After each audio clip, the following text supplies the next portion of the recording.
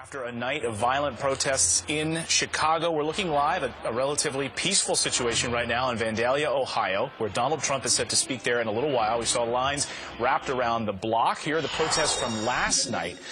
Joining me now is Frank Luntz, a man who has done hundreds and hundreds of focus groups and knows what events like this mean to our national dialogue. Frank, are we heading now to the violence that we saw in 1968 during that horrific election cycle? I remind you that Martin Luther King was assassinated, Bobby Kennedy was assassinated. It was the most divisive time in American history, and the goal, if we could ever, would be to prevent it. How do we prevent it? I mean, are you seeing shades of similar touches right now?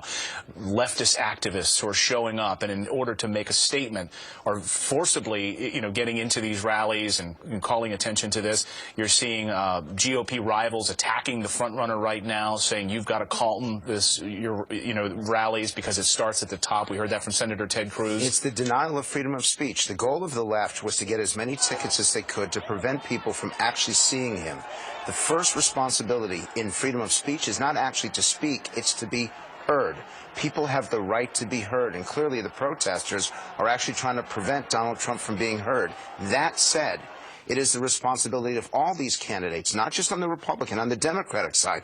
There are a lot of Bernie Sanders posters there. This is the first time that the Sanders people have ever engaged in this kind of disruption, and it was a physical disruption. Clinton came out against this last night. We didn't hear yet, I don't believe, as of this morning, I don't believe we heard from the Sanders camp on this. She denounced it. And it's not the Sanders camp. You actually have to hear from Bernie Sanders himself. They were holding up his signs. But I don't want to blame him.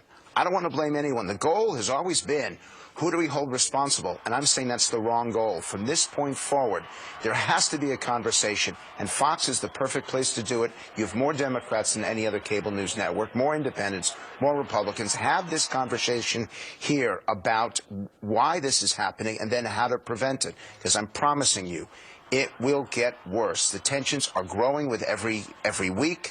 Every time you have these protests, there are more people there, and they're willing to go to greater lengths. And you saw in your video that people were throwing punches. Right. What comes next is someone does something even more violent. And we have a responsibility to stop it before it happens. Freedom of speech matters. Democracy matters. But you don't have the right, no matter how angry you are, you don't have the right to engage in violence, and you don't have the right to disrupt the 2016 campaign. Yeah, we were hearing reports that folks might have hopped a barrier last night and stormed the stage when Donald Trump was set to take that stage. Maybe he was heeding the advice of the Secret Service in canceling that event. And you're right, this could only get worse.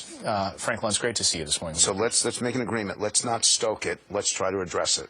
And I think this is the perfect place and the perfect avenue to do that. Thank you. Frank, great to see you.